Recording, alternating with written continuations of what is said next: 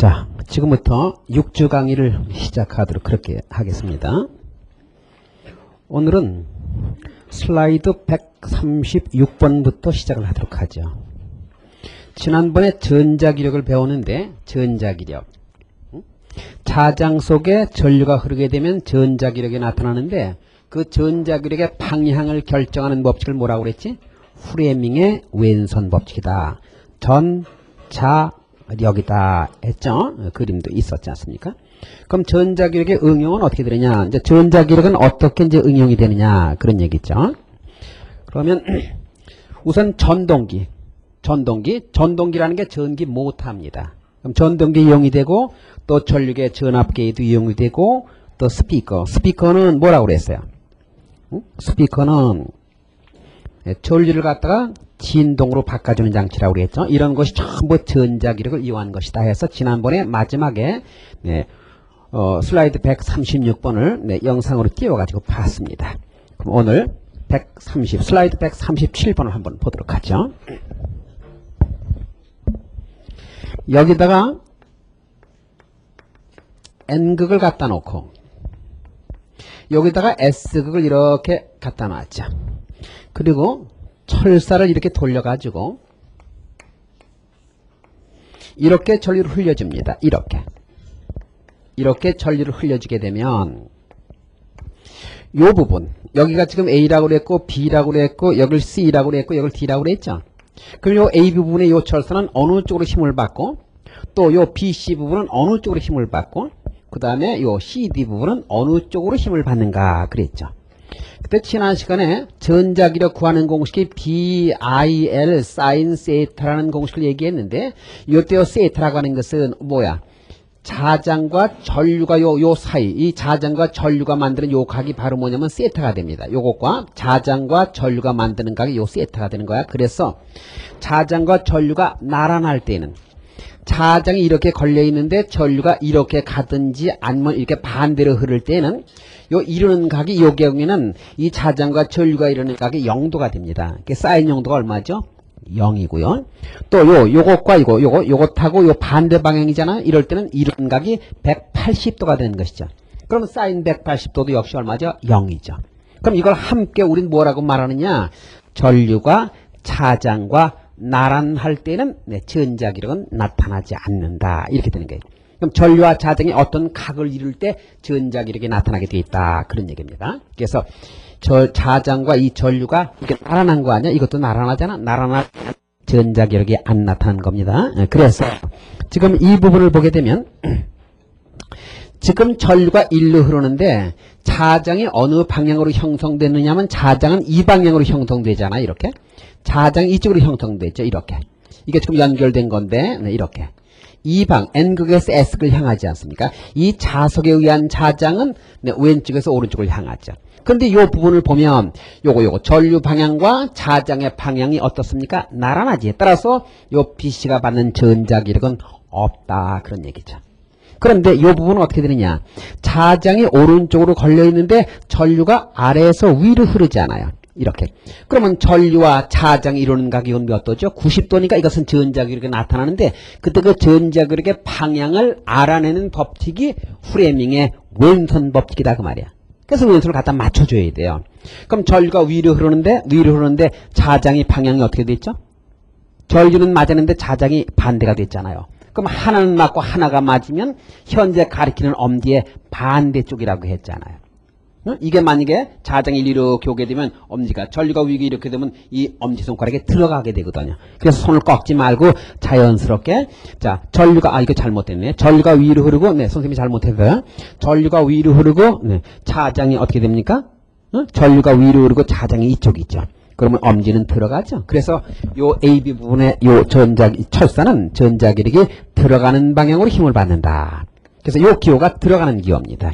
그럼 이 부분은 어떻게 되느냐? 당연히 이 부분의 전류가 위 방향이면 이 부분의 전류가 아래 방향, 전류 방향이 반대가 됐죠. 그럼 전자기력의 방향은 당연히 반대가 돼서 나오는 방향이 되겠다. 그런 얘기죠. 그래서 이 CD가 받는 전자기력의 방향은 지면 수직 위 방향이고, 그다음에 이 AB가 받는 전자기력의 방향은 지면 수직 아래 방향이다. 그래서 이 점도 한번 체크를 해보면 전류가 아래로 흘러요. 이렇게 아래로.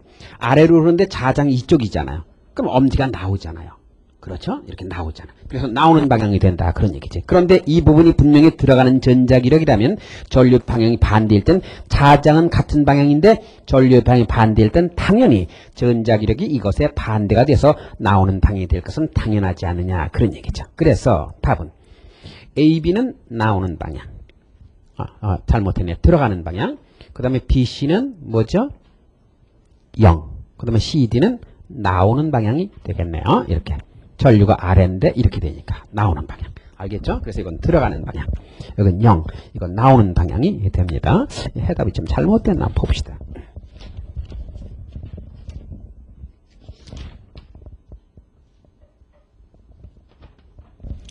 그 해답이 잘못됐습니다. 130 슬라이드 뒤에 해답 137을 보세요.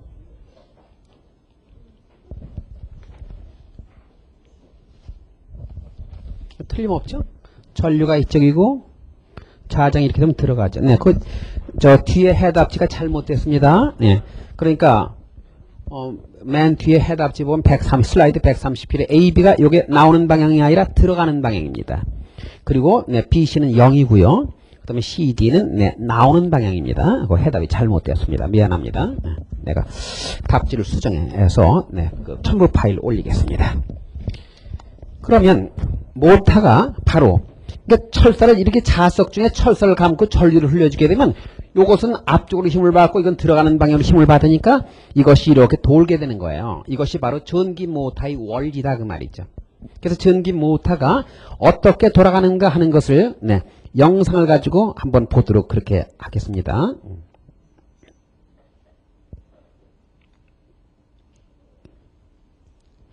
없어졌네. 어떻게? 영상 자료가 없어졌네. 미안합니다. 나중에 이따가 보여줘야 되겠네. 그 다음에 이제 전자기 유도인데 슬라이드 138에 전자기 유도요.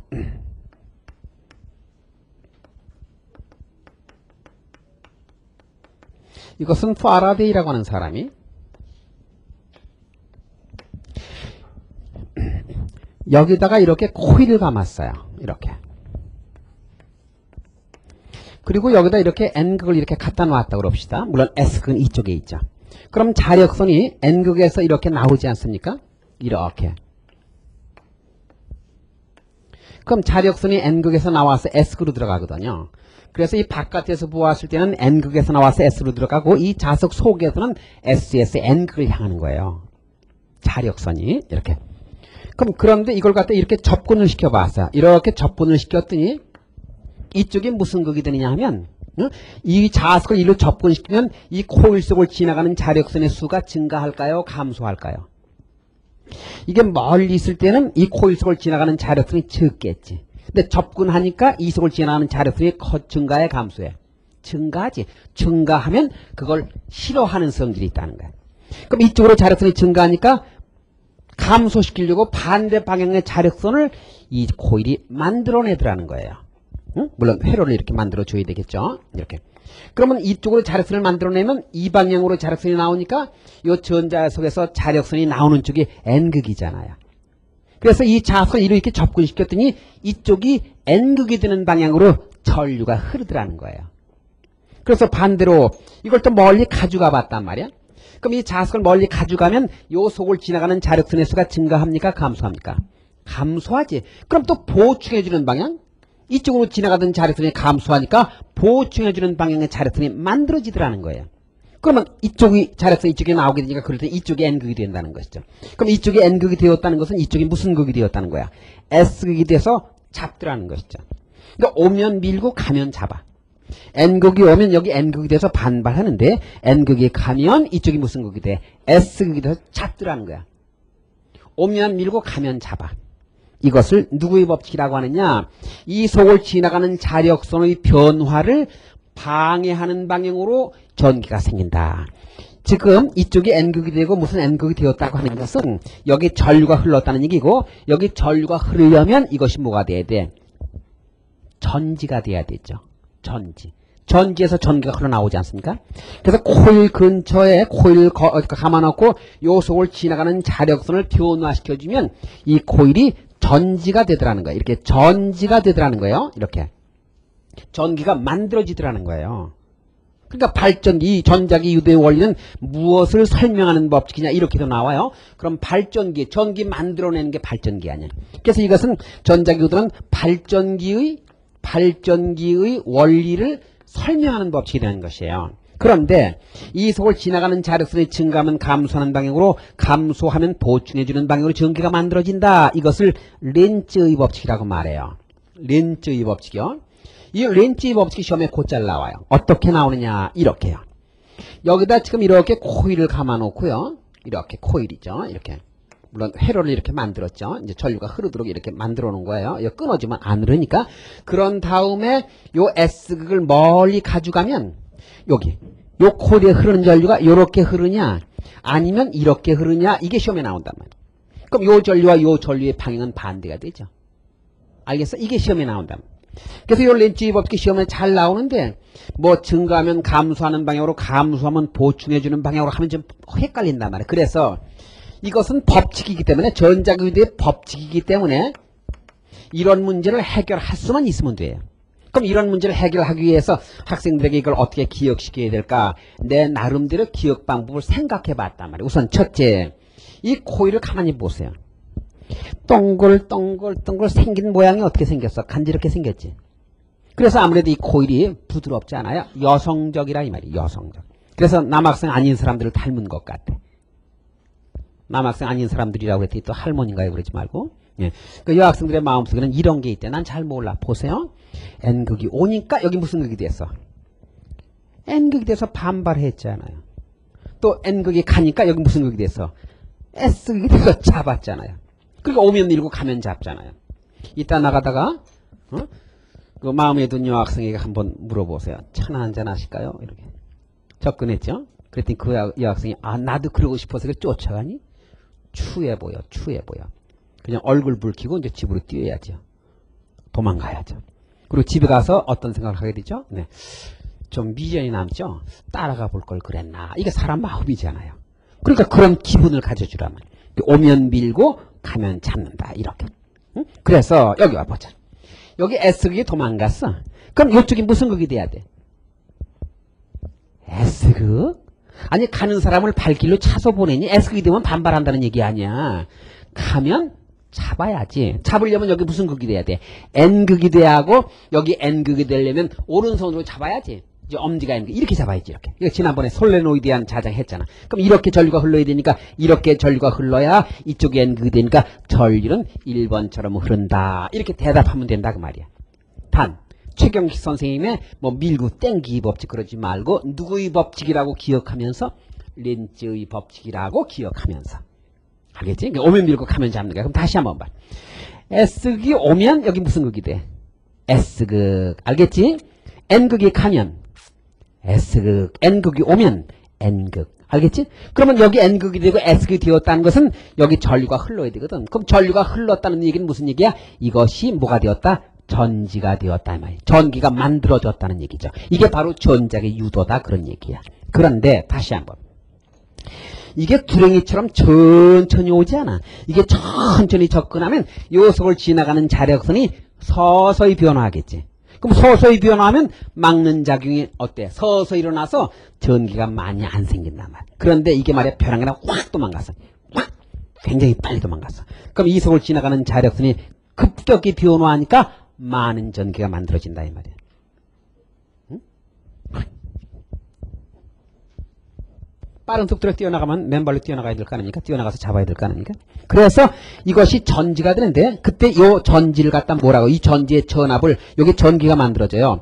요 전지의 전압을 뭐라고 말하느냐? 전자기 유도에서 만들어진 전기라고 해서 이걸 유도 기전력이라고 말하는 거예요. 이 기전력이란 말은 전압이란 말과 같은 말로 일단 알아두세요.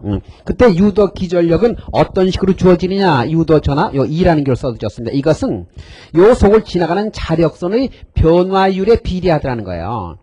그럼 요 속을 지나가는 자력선이 많이 변화하면, 짧은 시간에 지나가는 자력선 지난번 했죠? 많이 변화하면 큰 전기가 만들어지더라는 것이죠. 그러면 이것은 어떤 식으로 주어지느냐면, 이것은 또 감긴수에도 비례하더라는 거예요. 감긴수에. 감긴수. 요때 요 N은 말이죠. 솔레노이드 전자석의 세기 구할 때 그 N은 1m당 감긴수였지 않습니까? 근데 이때 요 N은 1m당 감긴 횟수가 아니라 그냥 전체 감긴 횟수가 돼요. 그래서 감긴 횟수에 비례하고 또 요 속을 지나가는 자력선의 변화율에 비례하더라는 거예요. 즉 이런 크기의 전압이, 이 코일이 이런 크기의 전압이 여기 만들어지더라는 거예요. 이런 전지가 되더라는 거예요. 그런데 지난번 우리가 자석 밀도 B는 이거 했죠. 이거. 지난 시간에 했잖아요. 근데 요 파이가 뭐냐 하면 네, 이렇게 곱하면 되죠. 그래서 이 공식이 이렇게 바뀌어요. 마이너스 n 델타 t분의 델타 bs라는 식으로 바뀌게 되죠. 그러니까 자석이 주어질 때 어떻게 변화할 때 어떤 크기의 전기가 만들어지냐 그러면 이걸로 하고요. 자석 밀도, 자장의 색이죠. 요 자석 밀도가 어떻게 변화할 때 만들어진 전기에 대해서 물어보면 요 공식으로 해야 돼요. 그러니까 전자기 유도는 이렇게 하면 전기가 만들어지는데 그 만들어지는 전기의 전압 구하는 공식이 이거다 그런 얘기예요. 이것은 꼭 알아줘야 돼요.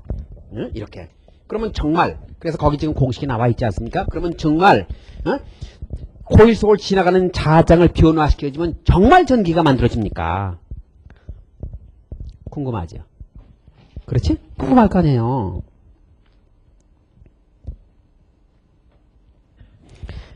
영상을 띄워주세요. 보세요.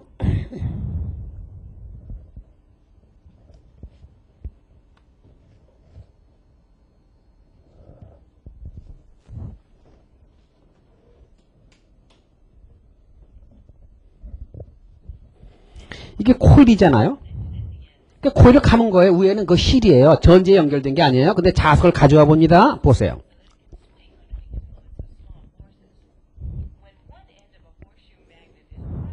보세요. 반발하잖아요. 그 N극을 접근하니까 코일, 자석이 있는 쪽에 코일이 무슨 극이 됐어? N극이 돼서 반발했잖아요. 뒤로 밀렸잖아요. 응? 그럼 뒤로 밀렸다는 것은 이 코일이 뭐가 되었다는 얘기야? 전류가 흘렀다는 얘기죠. 그러니까 코일이 전류가 흘렀다는 얘기는 무슨 얘기야? 코일에 전기가 만들어졌다는 얘기야. 이렇게 해서 전기 만들어내는 거예요. 다시 한번 보세요. 앞으로 빼면 N극이 도망가는 거야. 빨간 게 N극. 그럼 S극이 돼서 따라와요. 보세요. 쫓아오잖아요. 이게 쫓아왔다가 다시 떨어지잖아요. 그러니까 오면 밀고 가면 잡는다 이 말이야. 그러니까 자석이, 코일이 이런 성질을 가지고 있더라는 거예요. 이걸 이용한 것이 이 전기라니까. 우리가 지금 현재 여기 쓰고 있는 이 전기가 다 이렇게 해서 만들어내고 있는 거예요. 응? 한 번 더 보세요.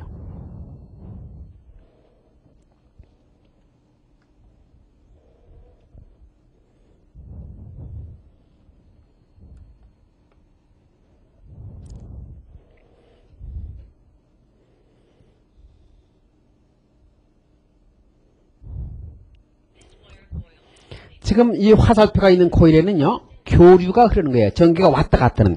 그럼 교류가 흐르게 되면 어떻게 됩니까?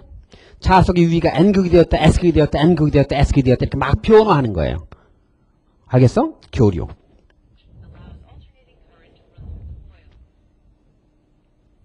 alternate current가 교류라는 뜻이야. 이거는요, 아무 선들이 연결된 게 없어요. 근데 여기다 집어넣으면 이 불이 켜져요. 아무것도 없는데. 응? 이거 보세요. 이 위에는요, 뭐 전지를 연결한 게 아니라니까? 그러니까 아래에 있는 코일이 뭐가 변화해? 교류니까. 자장이 변화하지. 그러니까 변화하니까 위에 전구가 매달린 코일 속을 지나가는 중 자장도 변화하지. 변화하니까 뭐가 됐어? 불이 켜졌지. 불이 켜졌다고 하는 것은 위에 작은 코일이 뭐가 되었다는 게 전지가 되었다고 말이야. 전구를 전지에 연결하면 불이 밝잖아요. 그러니까 저게 전지가 된다. 이게 전자기 유도다 그 말이야. 이렇게 해서 전기 만들어내는 거다 이 말이야. 응? 아무 선도 없어요. 그 선이 없잖아요. 전지 연결한 게 없어. 그 코일이 전지가 된다 이 말이야. 그런데 감긴틀을 적게 해본다 이 말이야. 감긴틀 적게.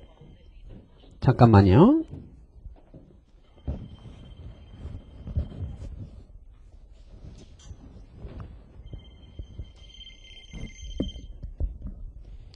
여보세요? 네. 지금 강의 중인데요. 조금 이따 전화할게요. 네. 그러니까 조금 전에 봤지만, 다시 선생님으로 왔어요. 조금 전에 봤지만, 코일을 많이 감은 것은 어디에? 전구의 밝기가 밝지요. 근데 코일을 조금 감은 건 어떻게 됩니까? 밝기가 어둡죠? 조그만 전구가 켜졌잖아요? 그러니까 많이 감길수록 어떻단 말이야? 전기가 많이 만들어진대. N우에 비례한다. 전체 감길수에 비례하더라. 그런 얘기죠. 그것을 우리가 지금 공부하는 것이다. 그 말이에요. 그래서 75페이지 전자기 유도 슬라이드 139번을 한번 봐주세요.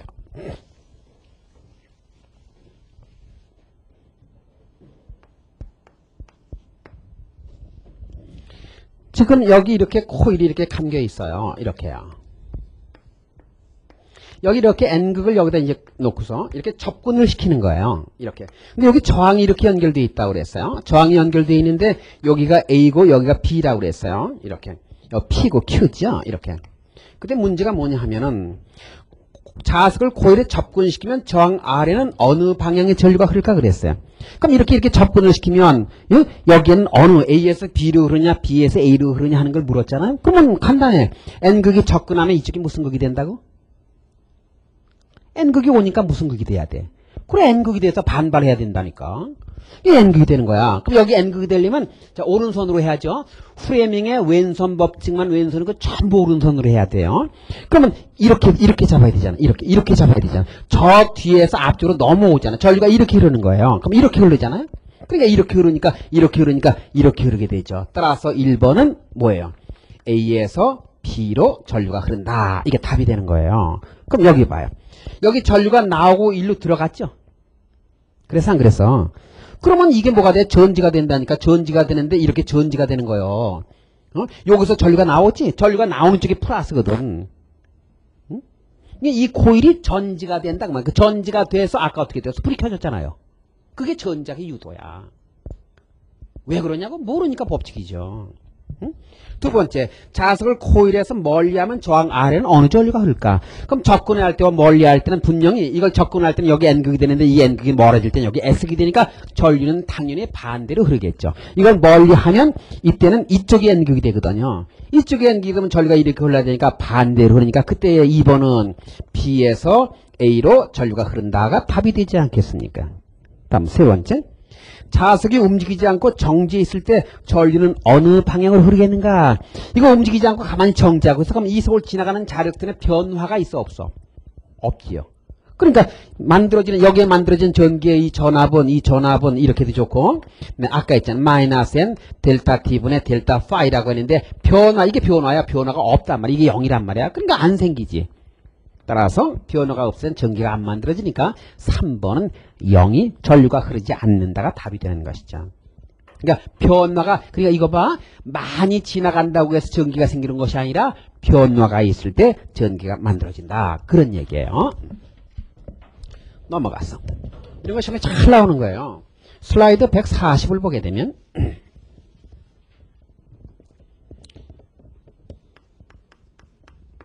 여기 이렇게 코일을 이렇게 감아 놓았죠. 이렇게. 어떻게 감았나? 이렇게 감겨 있죠? 이렇게. 그리고 여기다가, 그게 안 그려 있지만, 이렇게 철사를 갖다 둥그런 코일을 이렇게 매달은 거, 이렇게. 요거 그려줄 거야. 이렇게 되어 있는 거야, 그 그림이. 그리고 이제 여기서 눈을 뜨고 쳐다보는 거야, 이거. 이게 이 사람 눈이에요. 이렇게. 그때 이렇게 전류가 흐르고 이렇게 전류가 흐르지 않습니까? 거기 전류가 이 방향으로 흐른다 그런 얘기예요. 이렇게. 자, 그랬을 때 문제. 솔레노이드와 코일 사이에는 어떤 힘이 작용하는가 그래서 위에 보면 솔레노이드를 여기에 접근시키고 있다는 거야. 여기에 접근시킨다.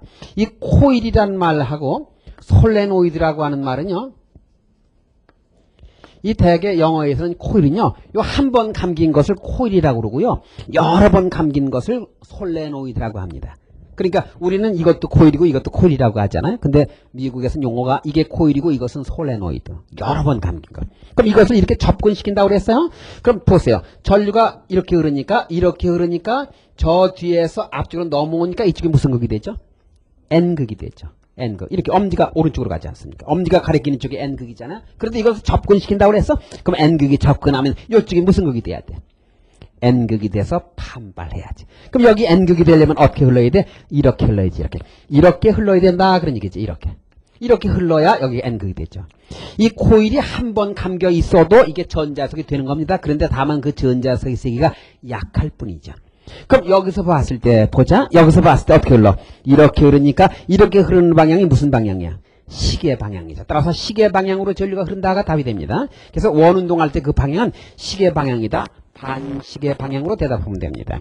두 번째, 원형 코일에 어떤 방향에 유도 전류가 흐르는지 그려보자. 그래서 용수, 철수가 볼 때 시계 방향인가 반시계 방향인가. 그래서 1번은 어떤 거죠? 솔레노이드 코일 사이는 어떤 힘이 작용하는가? 반발력이 작용하고요. 접근하니까. 두 번째 문제는 시계 방향으로 전류가 흐른다가 두 번째 문제의 답이 된다. 이런 얘기입니다. 다음 슬라이드 141번으로 갑니다. 지난 5주차 강의 있죠? 온라인을 듣는 학생들에게 양해를 구합니다. 그래서 5주차 강의는요, 미디어실에서 기기를 체인지하는 과정에서 바꾸는 과정에서 그 설정 값이 있어요. 어디다 이렇게 맞춰야 되는데 그게 조금 비뚤어져서 지난번 강의가 조금 좀 파워포인트에 있는 자료가 너무 좀 흐릿하게 나온 것 같습니다. 그래서 내가 전부 점검을 해봤는데 강의를 조금 듣기가 조금 불편했으리라고 봅니다. 아주 미안하게 생각하는데, 근데 그것을 갖다 만약에 다시 올리려면요, 상당한 시간이 필요합니다. 일단 올린 것을 다시 올리려면 작업을 상당히 오랫동안 해야 됩니다. 보통 한 4-5시간 미디어실에서 작업을 해야 되거든요. 근데 우리 미디어실의 기술진들이요, 상당히 바쁩니다. 그리고 현재 온라인 강의하는 중에서 아마 최고의 기술진들인데 그 설정값이 조금 바뀌어서 그렇습니다. 그래서 오늘 내가 조금 일찍 와서 설정값을 다시 원상태로 잘 조정을 해놨습니다. 앞으로는 아마 그런 일이 없을 겁니다. 슬라이드 140을 보면 알루미늄관과 유리관이 있다는 것입니다. 여기 지금 이렇게 무슨 관이냐면 알루미늄관이 여기 있고요. 여기 유리관이 이렇게 있다는 거예요. 유리요. 이렇게. 근데 요 안에다가 뭘 넣냐? 잣을 갖다 이렇게 떨어뜨리는 거예요. 여기다 이제 N극, S가 이렇게 요 안으로 이렇게 보내보는 것이죠. 이렇게 보냈다. 그때 문제가 뭐냐면 어느 쪽이 먼저 떨어질까 하는 거예요. 그럼 여기 보세요. 이 알루미늄에는요, 이게 전자가 이렇게 돌 수가 있어요. 전류가 흐를 수가 있어요. 근데 유리에는 전류가 흐를 수가 없죠. 그래서 이 유리 속을 통과하는 이 자석은 원래 떨어지는 대로 그대로 떨어지게 됩니다. 그런데 이 경우에는 이게 이렇게 아래로 자석이 내려오면 N극이 내려오면 여기 있는 요 전자들이 모여서 요 N극이 내려오는 걸 방해합니다. 그럼 이것들이 모여가지고 요쪽이 무슨 극이 돼? N극이 되는 방향으로 전류를 이렇게 형성하게 됩니다. 이렇게요. 이렇게 전류를 형성해서 이것과 요것들이 만들어지는 요것이 자석이 되는 거예요. 요것들이 이렇게 자석을 이렇게 형성을 하는 거예요. 이렇게. 그래서 이 내려오는 요 N극을 내려오지 못하게 반발력이 작용하게 됩니다. 그래서 반발력 위쪽으로 힘이 작용하니까 이것보다는 이것이 늦게 떨어지게 됩니다. 따라서 이 문제의 답은 유리관을 답으로 하면 됩니다. 유리관의 경우에 이 자석이 빨리 떨어지게 됩니다. 왜? 알루미늄관에는 요 속에 있는 요 전자들이 원형 전류를 만들어서 이 N극이 돼서 위가 내려오는 것을 N극이 오지 못하게 방해하는 작용을 하게 됩니다. 그래서 이것은 뭐야? 이것을 갖다 맴돌이 전류라고 합니다. 맴돌이 전류. 알겠어? 그래서 알루미늄관에는 위쪽으로 힘이 작용하니까 천천히 떨어지고 유리관의 경우는 저런 현상이 안 일어납니다. 그래서 유리관의 경우가 빨리 떨어진다. 이렇게 이해하면 되겠습니다. 다음은 파동으로 가게 되겠습니다. 슬라이드 143에 파동이란 도대체 무엇이냐? 파동이 도대체 뭐죠? 파동이라고 하는 것은 에너지의 전달입니다. 에너지가 이동돼 가는 것이 파동입니다. 그래서 연못에 나가서 발을 넣다 뺐다 그래 봐요. 그러면 여기 물결이 생기죠? 이런 물결이 생기잖아요. 그럼 이 물결이 이제 건너편에 있는 거시기 손등을 간지러 준다고. 그러니까 내가 집어넣어준 에너지가 파동이 돼서 누나의 손등까지 갔죠. 이렇게 파동은 에너지가 이동되는 것이 파동입니다. 그래서 파동이라고 하는 것은 매질이 움직이는 게 아니죠. 지금 선생님이 여기서 말을 하면 학생들 쪽으로 이제 에너지가 가는 건데 공기가 에너지를 전달시켜줘요. 음파를. 근데 공기 자체가 막 귀 쪽으로 들어가는 것은 아니다 그 말이에요. 매질은 그냥 진동만 하고 그 모양만 전해져 가는 것이 파동입니다. 응? 그런데 이 파동 에너지는 여기 이렇게 파동이 이렇게 이제 만들어졌다고 가정을 합시다. 이렇게. 그때 요걸 갖다 우리는 뭐라고 말하냐면 이걸 진폭이라고 그럽니다. 진폭. 게시판에 보니까 어떤 학생이 여기서부터 여기까지가 진폭이라고 하는데 그렇지가 않습니다. 요것만이 진폭입니다. 그리고 1초 동안에 이런 것이 몇 개가 지나가느냐 하는 것을 진동수라고 말합니다. 그때 이 파동 에너지는 진폭의 제곱에 비례하고 요 진폭을 A라고 합시다. 그럼 진폭의 제곱에 비례하고 진동수의 제곱에 비례한다고 알려져 있습니다. 그러니까 진폭이 2배가 되면 파동 에너지는 4배. 또 진동수가 2배가 되면 파동 에너지는 4배가 된다는 것입니다. 그래서 진폭도 2배가 되고 진동수 4배가 되면 파동 에너지는 16배가 된다는 것입니다. 알겠어요? 그렇게 이해할 것. 그럼 파동의 종류에는 도대체 뭐가 있느냐?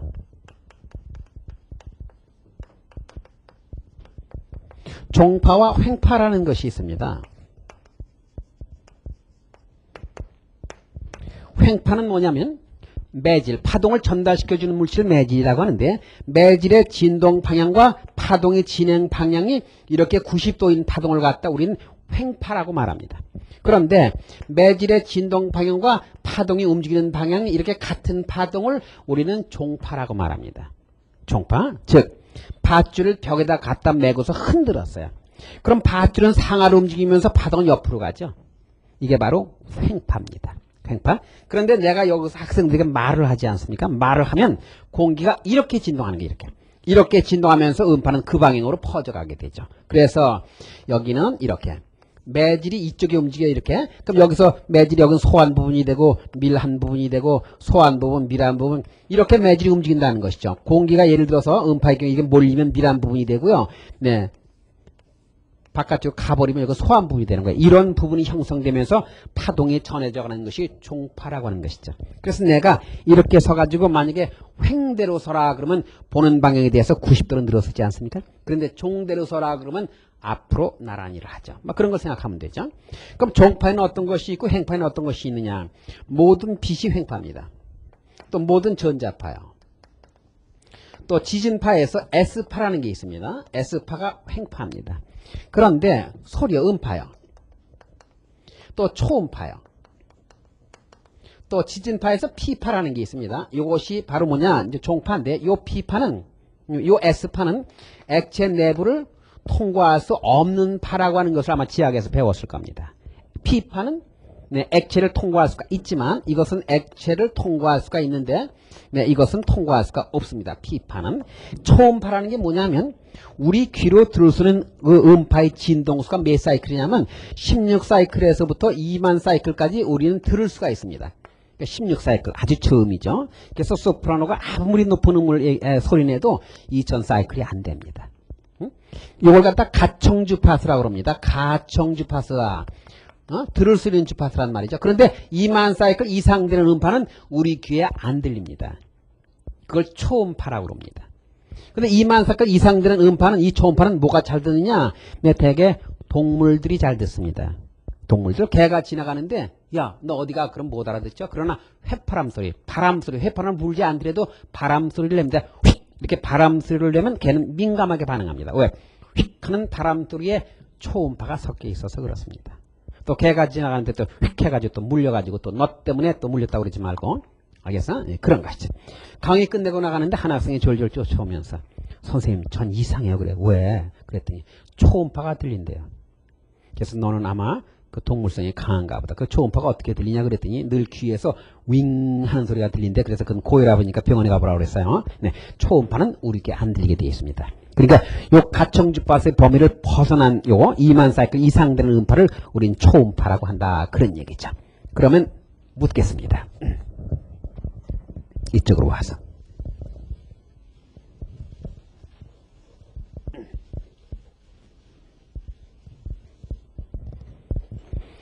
여기 두 음파가 있는데 A는 이런 거고요. A 음파는 이런 음파고요. B 음파는 이런 거라고 합시다. B 음파요. 어느 음파가 높은 음이죠? 진동수가 많고 파장이 짧으면 높은 음이지 않습니까? 어느 것이 높은 음이에요? A예요? B예요? A라고 말하면 안 된다 그 말이죠. 왜? 이것은 뭐죠? 횡파지 종파가 아니죠. 횡파죠? 근데 음파는 무슨 파라고 그랬죠? 종파. 이렇게 안 생긴 거예요. 그런데 이렇게 안 생긴 음파는 사실은 음파는 이렇게 생겼거든요. 이렇게. 음파는 이렇게 생겼다니까요. 이렇게. 잘 봐요. 소하고 여기 많이 매질이 밀려서 여기 모여서 밀하고 여기 소하고 여기 밀하고 이렇게 돼 있는 거야. 이렇게 돼 있는 거야. 여기는 소하고 희박하다 그 말이죠. 이건 많이 몰려서 밀하고 소하고 밀하고 이렇게 퍼져가는 거예요. 이따 내가 요 음파를요, 요걸 갖다가 내가 이따가 영상으로 보여줄게요. 그럼 여기 있는 매질은요, 일로 간 거예요. 이렇게 이쪽으로 이렇게 가서 몰렸고요. 여기 있는 매질도요, 네 일로 갔어. 일로 이렇게 와서 여기가 몰려서 밀하게 되었고 여기서는 가버렸으니까 이제 소하게 된 거예요. 공기가 희박하게 된 거죠. 이렇게 해서 퍼져가는 것이 음파인데, 네, 이런 음파는 원래 없죠. 그런데 이와 같은 종파를 이렇게 횡파처럼 표시하기로 약속을 했어요. 어떻게 약속했느냐 잘 보세요. 매질이 이동해 간 거리를 y 변위로 잡기를 했어요. 만약에 이것이 이렇게 오른쪽으로 이렇게 진행을 하잖아요. 이 파동이 오른쪽으로 진행한다면 여기 있는 매질들은 오른쪽으로 움직였죠. 이게 플러스야. 이거 같은 방향이면 플러스가 돼요. 그럼 이것을 갖다 위로 세운단 말이에요. 이렇게. 이건 어느 쪽이야 이거와 반대. 이 마이너스가 되는 거예요. 이거만큼 이거 마이너스 이렇게. 요거는 플러스요. 요거는 마이너스요. 이렇게.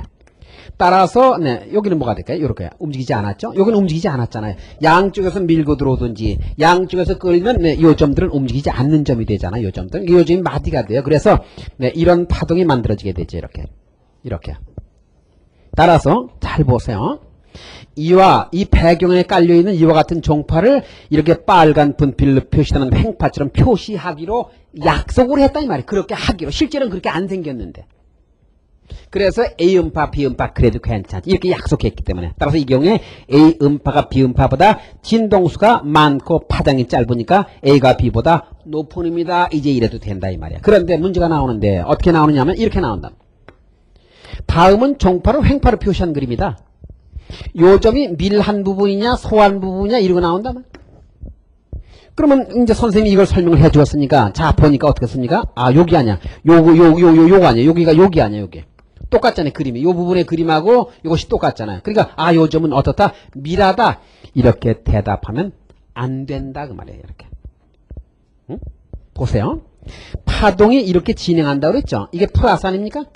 그러면 이 방향으로 움직인 거, 요 플러스, 이거와 이 위에 올라가 있는 부분은 이 플러스 방향으로 움직였다는 얘기예요.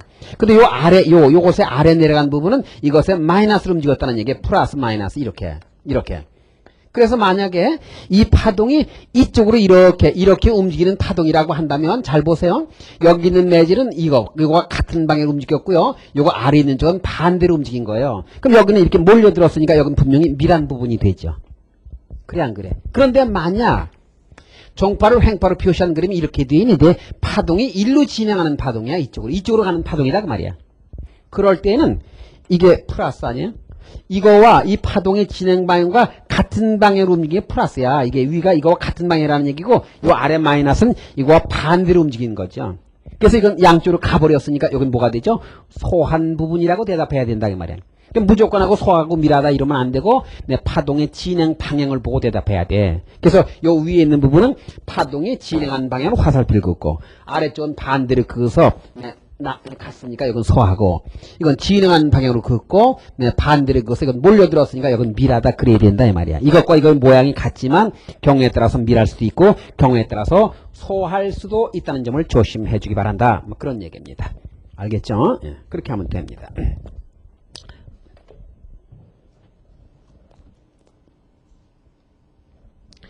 그러면 동영상 2개를 보여드리도록 하겠습니다. 네, 화면을 영상을 띄워주세요.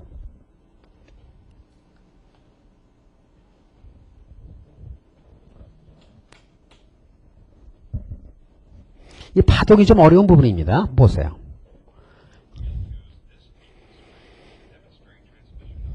밧줄매고 흔드는 거 횡파는 알죠? 이게 총파입니다, 이거. 보세요.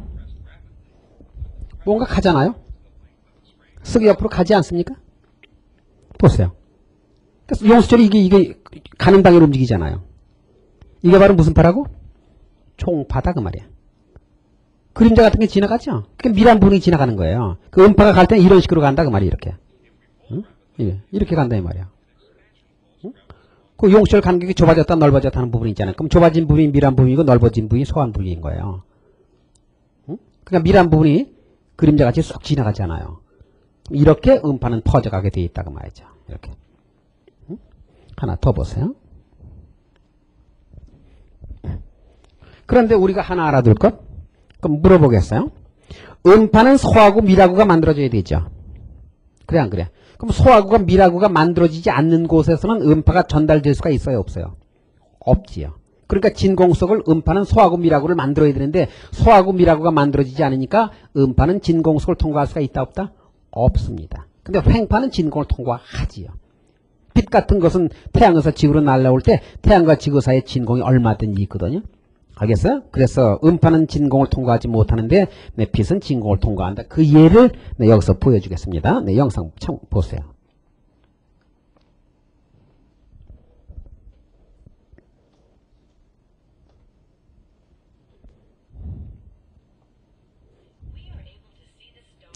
우주에서 빛들이 오지 않습니까? 근데 우주에서 음파는 안 옵니다.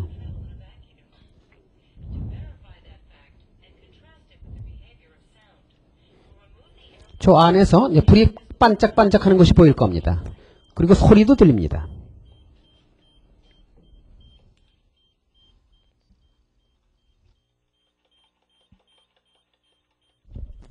근데 저 안에 공기를 빼내면 소리는 줄어드는데 빛은 그대로 오고 있죠?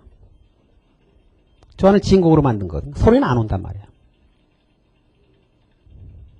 그 빛은 지금 깜빡깜빡하는 게 지금 보이지 않습니까? 근데 소리는 이미 끝났죠. 진공을 쏘고는 음파는 통과할 수가 없다는 것입니다. 소하구가 미라구가 만들어지지 않기 때문에.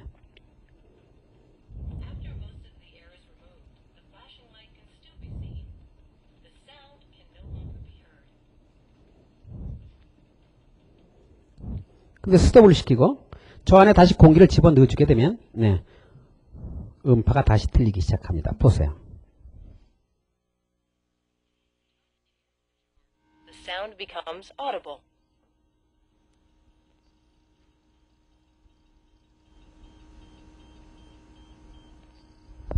그렇죠? 대답되네. 그렇죠?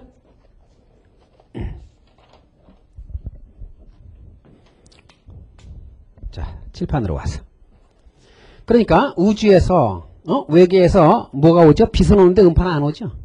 만약에 외계에서 만약에 음파가 온다면 우리는 벌써 옛날에 미쳐 죽었겠죠? 달이 돌아가는 소리 얼마나 클까요?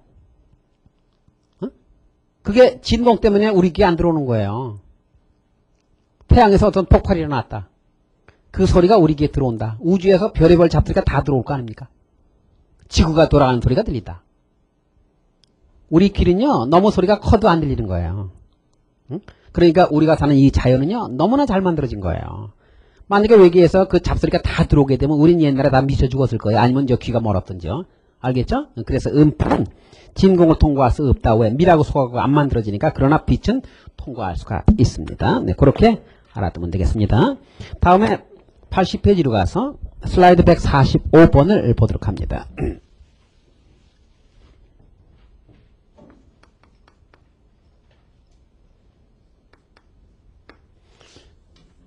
지금 여기 이렇게 이제 파동이 이렇게 있는데요. 파동이 이렇게 있습니다. 그림같이 오른쪽으로 진행한 횡파가 있다고 그랬습니다. 횡파. 그리고 여기를 갖다 A점이라고 그랬고요. 여기를 A점이라고 그랬고 여기를 B점이라고 그랬습니다. 이렇게. 자, 그랬을 때 이 매질의 진동 방향. 지금 이 파동이 만약에 오른쪽으로 진행하는 파동이라고 했을 때 이 매질은 어디로 움직입니까? 상하로 움직인다고 했죠. 횡파니까. 그때 이 점은 올라가고 있는 점이냐 내려가고 있는 점이냐 이걸 묻는 거예요. 그래서 횡파에서 이 파동이 움직일 때 그 매질의 움직임에 관한 문제가 나오면 어떻게 하느냐 하면 일단 움직이는 방향으로 파동을 그리세요. 그럼 이 파동이 조금 있다가 오른쪽으로 진행한다고 그랬으니까 이렇게 갈 거 아닙니까? 이렇게 그리고 나서 이제 생각해 주면 되겠죠. 그럼 여기 있는 매질은 일로 움직여 갔겠죠. 여기 있는 매질은 내려올 거 아닙니까? 따라서 요 A 매질은 올라가고 위 방향으로 움직이고 B 매질은 아래 방향으로 움직인다. 그러면 되죠. 응?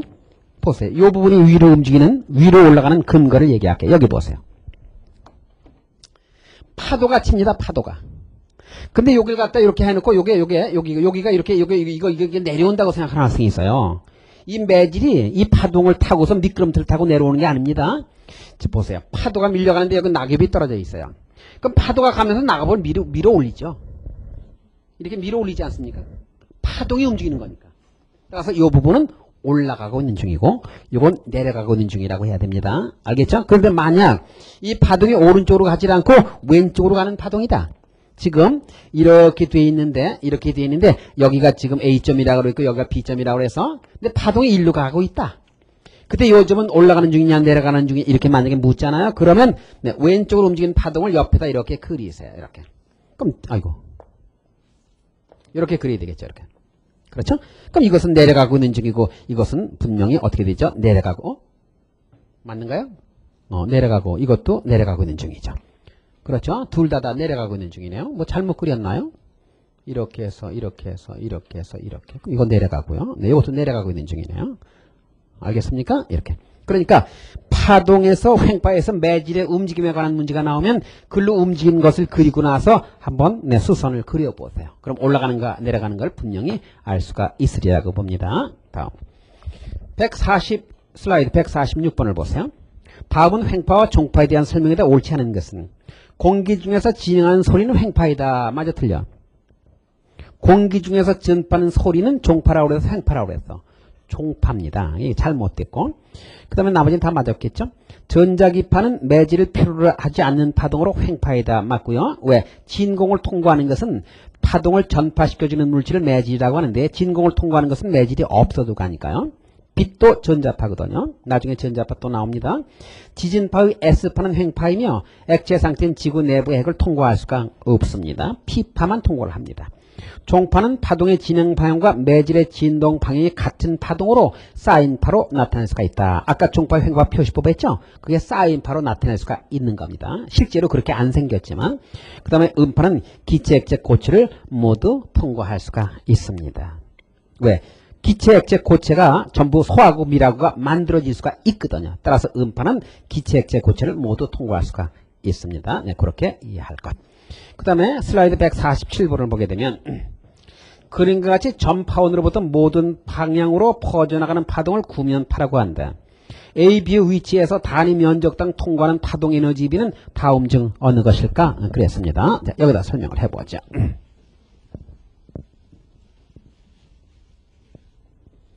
여기서 음파 이렇게 퍼져나갑니다. 이렇게. 그럼 이렇게 퍼져나가잖아요. 이렇게. 그럼 거리가 만약에 2배가 되었다. 이것이 1이고 이거 2라고 그러죠. 그러면 이렇게 되지 않겠습니까? 이렇게. 그때 이 거리가 2배가 되면 이 면적은 몇 배가 되면 4배가 되죠. 4배. 그래 안 그래? 그러면 여길 지나가던 음파 에너지가 소리를 질러서 뭐 빛이라고 해도 좋고 그럼 여길 지나가던 에너지가 4배 넓은 면적에 퍼져버렸죠. 그러니까 여길 지나가는 전체 에너지와 여길 지나가는 전체 에너지가 같으니까 같은 면적당, 같은 면적에 대해서 지나가는 에너지가 파동의 색이거든요. 그럼 전체 지나가는 에너지는 같지만 같은 에너지가 4배 넓은 면적에 퍼졌으니까 이걸 지나가는 에너지 여기는 얼마만 지나가? 4분의 1이 지나가죠. 알겠습니까? 그래서 이 문제의 답은 여기에 파동의 세기와 여기 파동의 세기는 얼마? 4대 1이 되겠습니다. 알겠죠? 그런데 평행광선일 때는 빛이 이렇게 나란하게 간단 말이에요. 이렇게 나란하게 가요. 그럼 이쪽에 광원이 있죠? 그럼 광원에 가깝던 어떻든 멀던 같은 에너지가 지나가니까 이제 공기와는 흡수는 이제 생략했을 때 여길 지나가는 에너지와 여길 지나가는 에너지는 같죠. 따라서 평행광선일 때는 파동 에너지는 거리에 관계가 있어 없어? 없습니다. 그러나 점광원일 때는 사방으로 퍼져갈 때 파동의 세기는 뭐야? 거리의 제곱에 반비례하는 것도 하나 알아두었으면 좋겠다. 막 그런 얘기가 되겠습니다. 이렇게. 다음에 슬라이드 148번 한번 읽어봅시다. 물결동 실험장치에서 수면에 조그마한 종이 조각을 띄워놓고 평면밥 발생기를 이용해서 그림 같은 물결파를 만들었다는 겁니다. 물결파. 물결 알죠? 이 실험의 관찰 결과 일치하는 것을 다음에서 모두 고르면 그랬습니다. 1초 동안에 평면파 발생기가 수면을 두드리는 횟수를 증가시켰더니 물컵의 진동수가 커졌다. 이거 봐요. 예? 이렇게 나무를 갖다 물에다 넣다 뺐다 하면서 저 파동을 만들어내는 거 아니에요? 그죠? 그럼 한 번 나무가 들어갔다 나오면서 1사이클의 진동수가 만들어지는데 만약에 한 번 1초 동안에 한 번 왔다 갔다 하는 거하고 10번 왔다 갔다 하는 거하고는 10번 왔다 갔다 할 때가 뭐야? 10개의 파동이 생길 거 아닙니까? 따라서 횟수가 증가할수록 진동수는 증가하겠죠. 맞죠? 그럼 이 문제에서 기억이 들어간 것이 무조건 답이 되는 거예요. 그러니까 1번하고 4번이 답이 되지 않습니까? 나머지는 뭐 따질 것도 없어요. 니은을 보면 1초 동안에 평면파 발생기가 수면을 두드리는 횟수가 증가했더니 물결 파장이 짧아졌다. 여기 봐요. 한번 탁 했어요. 한번 탁 해서 그렇게 쭉 갈 거 아닙니까? 그러면 또 했어요. 그럼 첫 번째 할 때부터 두 번째 할 때까지 파동이 진행한 거리가 있죠. 그것이 한 파장이에요. 근데 이거 찾아하면 조금 가서 또 생기니까 파장의 길이는 당연히 짧아지겠죠. 그런데 여기 한번 보세요. 조금 이따 이제 파동의 속도를 얘기하게 되겠는데, 여기 파동이 이렇게 있을 때, 이것을 뭐라고 하느냐면, 이것을, 뭐라고 그럽니까? 응? 이것은 진폭이라고 그러지 않습니까? 근데 이걸 뭐라고 하느냐면, 이것이 시간축일 때는요, 이것은 한번 진동할 때 걸린 시간이라고 해서 이건 주기라고 말하고요, 이것을 갖다 만약에 X, 거리축일 때는요, 이것은 한 파장이 됩니다. 한 파장. 이게 거리 줄 때는 이게 2m 이런 식으로 나오잖아요. 이게 파장이 되고, 이게 시간 줄 때는 1초, 1초, 3초 이렇게 나오거든요. 그럼 이럴 땐 이것은 시간으로 나타나니까 이건 한번 진동할 때 걸린 시간이기 때문에 이건 주기로 나타납니다. 그래서 이것이 진폭이라는 건 되게 아는데 이것이 파장이냐 주기냐 하는 것을 학생들이 모르는 경우가 많습니다. 그래서 이것이 없는 상태에서 파장이냐 주기냐는 대답할 수가 없습니다. 시간축으로 나올 땐 주기가 되고 변이축으로 나올 땐 파장이 됩니다. 그래서 만약에 이 거리축일 때 이 파장이 2m라고 합시다. 2m. 그런데 1초 동안에 이런 게 몇 개가 지나가는가, 그것을 진동수라고 말합니다. 5Hz라고 말합시다. 그러니까 2m짜리가 몇 개 지나가 1초 동안에 5개가 지나간다 그 얘기야. 그때 이 파동의 전파 속도는 2m가 5개가 지나가는 빠르기니까 곱해서 얼마? 10m/s로 달리는 거예요. 우리가 막 뛸 때 걸음의 보폭에 해당하는 것이 파장이고 1초 동안에 뛰어노는 발걸음의 수가 진동수야. 그럼 내가 막 뛸 때 한 걸음의 보폭이 2m인데 내가 1초 동안에 5발짝을 뛰어넘으면 내가 달려나가는 속도는 당연히 10m/s가 되지 않습니까? 따라서 파동의 속도 구하는 공식은 진동수에다가 파장을 곱해주면 되는 것입니다. 알겠습니까? 그런데 물속에서 물결파가 이렇게 진행해 갈 때 파장이 짧은 거나 파장이 긴 거나 물결파의 속도는 같습니다. 이게 같단 말이에요. 속도는. 알겠어? 이게 같아요. 그러니까 진동수가 많으면 당연히 파장이 짧아서 속도가 같게 나오는 거예요. 진동수가 2배가 되면 파장이 2분의 1 줄어서 똑같은 속도를 갖게 되는 것입니다. 알겠습니까? 그 파동의 속도는 요 다음에 뒤에 나옵니다. 따라서 이 문제의 답은 기억과 니은이 맞는 거예요. 그래서 4번이 답이고, 디귿을 한번 보세요. 물결파가 발생되는 동안 수면의 종이 조각은 물결파와 같은 속도로 퍼져나갔다. 이거 봐. 이 물결 위에 종이가 있어. 낙엽이 떨어져 있어. 그래서 내가 파도를 만들었더니 그 파도를 타고 이 낙엽이 쭉 연못 가르다가 움직여가다. 그런 일은 없죠. 낙엽은 상하 진동만 하죠. 왜? 횡판입니까?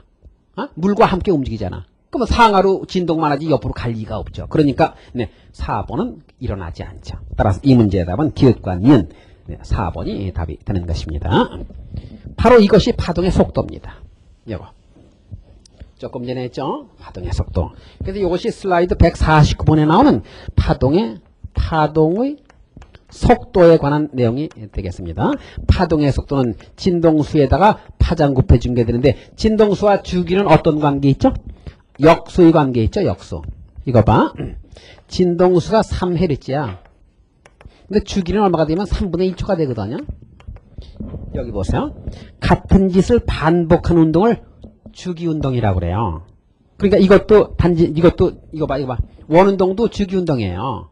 그런데 진동수가 3Hz라고 하는 것은 1초 동안에 3바퀴를 돈다는 얘기예요. 그럼 1초 동안에 3바퀴 돌면 진동수가 3Hz야. 왜 헤르츠란 말이 어떻게 나왔냐면, 전자파를 예언한 사람, 전자파는 이럴 거다라고 예언한 사람이 영국의 막스웰이라고 하는 사람이에요. 근데 이걸 실험으로 확인한 사람이 독일의 헤르츠라고 하는 사람이에요. 그래서 요 사람의 이름을 따서 첫 자와 마지막 자를 따서 네, 이걸 진동수의 단위로 쓰고 있는 거예요. 옛날에는 사이클이라고 그랬어요. 뭐 3사이클. 3번 돈다 그 말이지. 1초 동안에. 그러면 만약에 3Hz 하면 1초 동안 이게 3바퀴를 도는 거예요. 그럼 한 바퀴 도는데 몇 초 걸려? 3분의 1초. 그게 주기예요. 역수의 관계. 그러니까 이것이 뭐야? T분의 1이니까 T분의 람다라고 하는 파동의 속도 구하는 공식이 나오게 되는데 이 파동에서 가장 기본적인 공식이 됩니다. 꼭 기억을 해줘야 합니다. 이것은 보폭에 해당하고 이거는 뛰어노는 발걸음의 수라고 생각을 해주면 편리하겠습니다. 파동의 속도 구하는 공식이 이렇게 된다. 이것을 우리는 파동의 식이라고 말합니다. 그 다음에 반사의 법칙 그 다음에 나오죠. 이것은 아마 초등학교 때부터 배웠으리라고 봅니다. 응? 반사의 법칙. 입사각과 반사각은 같다. 입사광선, 반사광선, 법선은 같은 평면 내에 있다. 또 법선을 중심으로 뭐 반대쪽에 있다. 이러면서 이제 여러 가지가 나오게 되겠죠. 그래서 이 반사에 관한 것은요. 네, 영상을 가지고 네, 설명을 하도록 그렇게 하겠습니다. 네, 영상을 띄워주세요.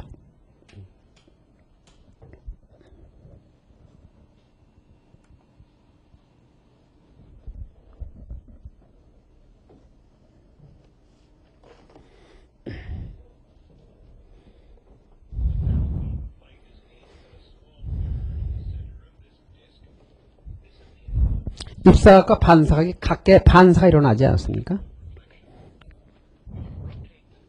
그리고 들어오는 광선과 나가는 광선과 그 다음에 가운데 그 숫자로 표시된 선이 법선이거든요. 그것은 네, 같은 평면 내에 존재하잖아요. 또 법선을 중심으로 입사광선과 반사광선은 반대편에 존재하잖아요. 이게 반사의 법칙이에요. 그럼 궁금해. 아 선생님 왜 파동이 반사될 때 빛이 반사될 때 왜 이런 식으로 반사합니까? 법칙이요 법칙. 빛이 이생을 올 때 이런 성질을 가지고 왔다는 게 그러니까 설명 못하는 거야. 그냥 알아두는 길밖에 없죠. 응? 입사각이 커지면 반사가 더 커진다 그런 얘기야.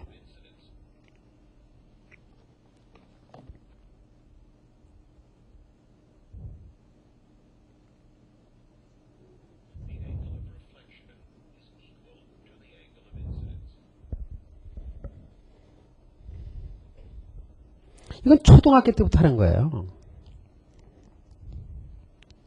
입사각과 반사의 각계 반사가 일어나고 있습니다. 이 반사의 법칙인데 하나 또 보세요.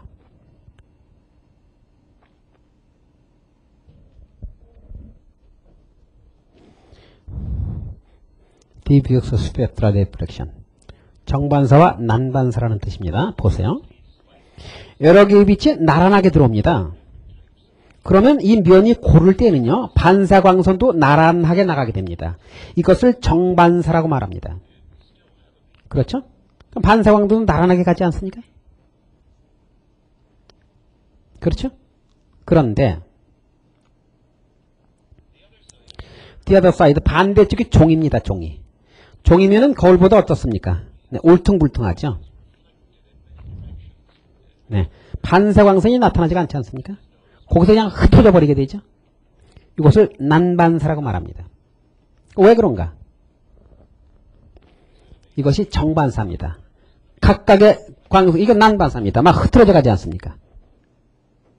나란하게 가지 않지 않습니까? 이것이 뭐라고? 난반사다 그런 얘기입니다. 정반사와 난반사. 응? 그러면 선생님을 봐주세요.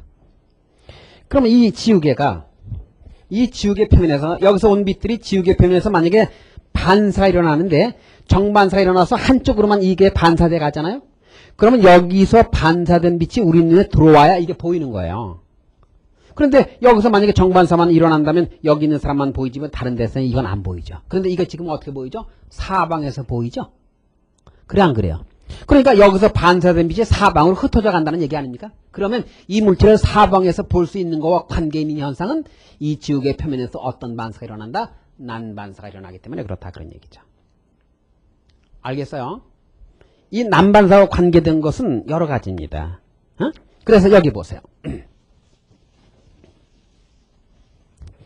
여기 지금 이렇게 지구가 있는데 태양이 여기 떠 있습니다. 이렇게. 그러면 이렇게 이제 태양에서 나온 빛들이 이렇게 퍼져갈 거 아닙니까? 이쪽으로 갈 거 아닙니까? 그럼 이 공기 입자들이 존재하죠? 그래 안 그래요? 그럼 이것이 공기 입자에 가면서 작은 입자에서 뭐가 일어나죠? 반사가 일어나서 이리로 들어온다니까? 그래서 공기 분자나 물 분자는요, 파란 빛을 주로 난반사시킵니다. 그러니까 여기서 파란 빛이 난반사에 일어나고 빨간 빛들은 이걸 통과해 나가게 돼요. 파장이 긴 것들은요. 그러니까 이 태양에서 공기를 향해서 들어온 빛들이 일로 들어올 때 이 무슨 빛이 들어오죠? 파란 빛이 들어오죠. 그래서 하늘이 파랗게 보이는 거예요.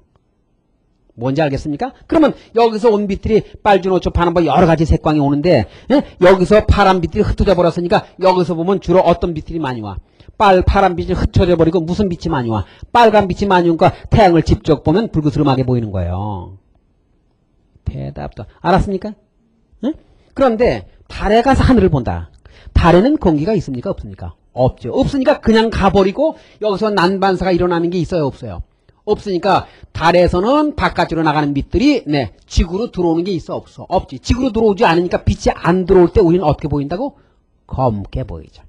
그래서 달에 가서 하늘을 보면요, 파랗게 보이질 않고요, 검게 보이는 거예요. 그래서 앞으로 달에서 살게 될 우리 후손들은 동요 가사가 바뀌게 됩니다.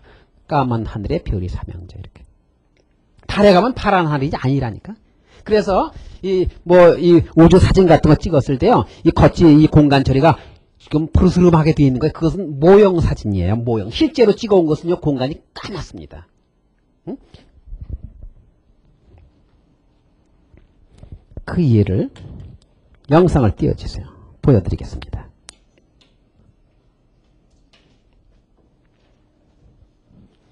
이게 지금 이 공간이요, 이게 저렇게 시커먼 거예요.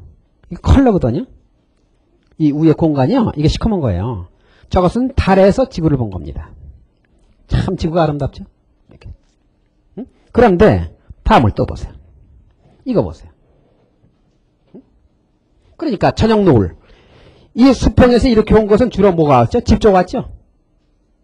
빨간 거 통과하는데 파란 것들은 중간에 없어졌단 말이죠. 따라 집 쪽 오면 뻘겋게 보이는데 저 하늘을 지나가는 것은 뭐가 오죠? 하늘이 오죠. 집 쪽 보면 어떻게 됩니까? 붉게 물들고 저 바깥쪽을 보면 퍼렇게 물드는 게 되죠. 알겠습니까? 집 쪽 오는 것은 파란 것들이 중간에 남반대에서 없어져 버리고 빨간 빛이 주로 많이 온다 이 말이야. 그래서 이거 시험에 나올 때 하늘이 퍼렇게 보인다. 아침 노을이나 저녁 노을이 붉게 물다. 이것을 설명할 수 있는 사항을 다음에서 찾아라. 뭐라고? 산란이라고 하라 그 말이야. 작은 입자에 의해서 난반사하는 현상을 산란이라고 부른다. 산란. 또 알깠냐고 그러지 말고. 알았죠? 알 낳는 것도 산란이잖아요. 그것도 좀 다르다 그 말이야. 알겠죠? 이게 전부 산란과 관계 있는 현상이 되겠습니다. 자, 다음 칠판으로 와서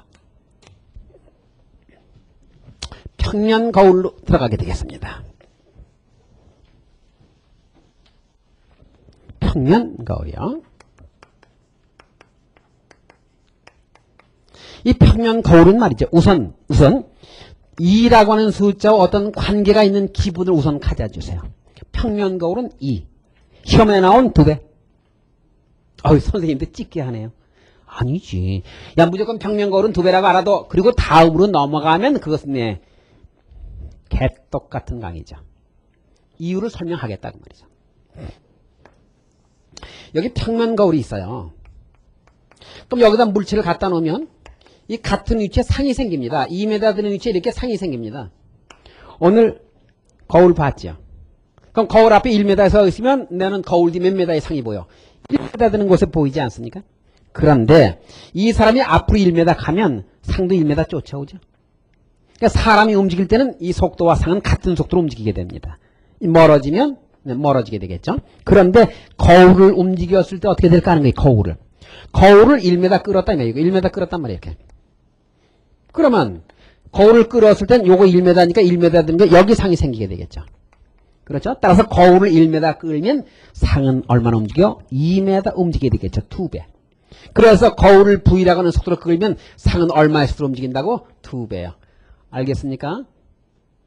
대답. 알았죠? 따라서 거울을 A라는 가속도로 끌면 상은 2A라는 가속도로 움직이게 되는 것입니다. 알겠죠? 그 다음에 또 하나.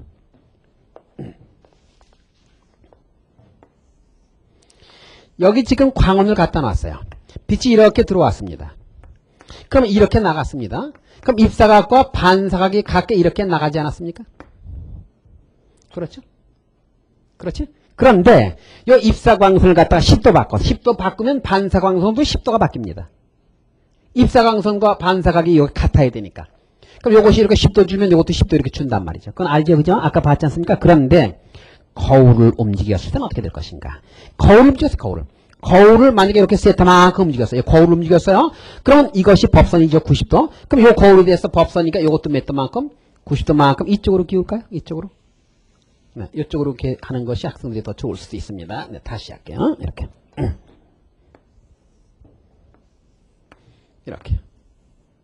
그러면 입사각과 반사각이 같게 이렇게 반사가 일어나게 됩니다. 이렇게. 이것과 이게 같죠? 이렇게. I라고 그렇죠? 그럼 이렇게 했다, 이렇게. 세타만큼 틀었습니다. 그러면 이 법선도 요거 90도, 이렇게 세타만큼 바뀌게 됩니다. 이렇게. 요거 세타만큼 바뀌게 되죠. 요것에 대해서 90도인데, 이거에 대해서 90도가 되니까, 보세요. 똑같이 바뀌겠죠. 요건데, 손이 돌아가는 것만큼 같이 돌아가지 않습니까? 그러면, 아까는 이렇게 들어와서 이렇게 나갔는데, 만약에 세타만큼 틀게 되면 요 각이 입사각이 됩니다. 아니죠. 여기서부터 여기까지가 입사각이죠. 요것이 입사각이죠. 요게 I 플러스 세타입니다. 요게 I, 이게 I 아니야? I에다가 요 세타 돌아간 거, 이거. 그러면 네, 반사각도 같아야 되니까 이것도 얼마? I 플러스 세타가 되더니 이게 반사돼 나가게 됩니다. 이렇게. 그러면 지금 현재 뭘 물어보는 거냐 하면 요 각이요. 요 반사광선이 요렇게 갔는데 이렇게 갈까요? 요 각이 몇 도나 각을 바꿨느냐 요걸 물어보는 거예요, 지금. 그러면 여기서부터 여기까지 전체 각이 있잖아. 이 전체 각이 얼마죠? 이게 전체 각이 I 플러스 세타의 몇 배입니까? 2배죠. 그러니까 이것은 2배의 I 플러스 세타가 됩니다. 거기서 뭘 빼주면 되냐면 요 각을 빼주면 되죠. 요 각이요. 요 각. 이거 전체 각에서 요 각을 빼주면 요 각이 나오죠.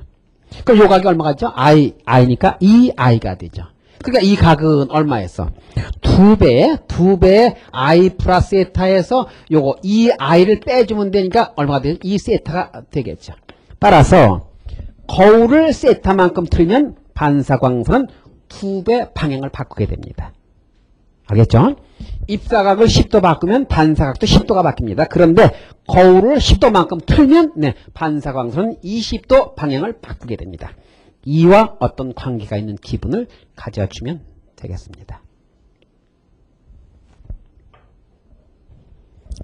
그러면 조금 쉬었다가 오목거울에 의한 상부터 나가도록 그렇게 하겠습니다. 네, 조금 쉬세요.